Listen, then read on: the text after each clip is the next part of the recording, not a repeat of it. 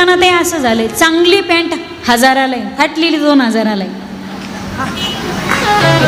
मागे त्या बारामतीला कॉलेजमध्ये व्याख्यान होतं माझं.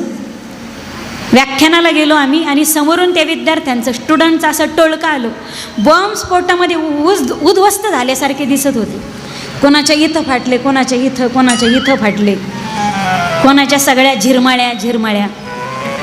म्हणजे फॅशनच्या नावाखाली कपड्यांचं विडंबन. पूर्वी मिळत नव्हतं म्हणून घालत होते लोक, हल्ली पैसा जास्त झाला म्हणून आम्ही फॅशनच्या नावाखाली संस्कृतीचं विकृतीकरण नाही, संस्कृत्र करून टाकले. फडफड झाली आमच्या संस्कृतीची. हिंदू संस्कृती धोक्यात येईल अशी सणोत्सवाची विडंबना कुणी करायची नाही. दांडिया खेळा पण कपडे व्यवस्थित आणि अश्लील प्रकारचे नृत्य नकोत. पुरुषांनी पुरुषात खेळा, महिलांनी दांडिया महिलामध्ये खेळा, पण एकत्रित येऊन जिथं कामवासना प्रदीप्त होईल.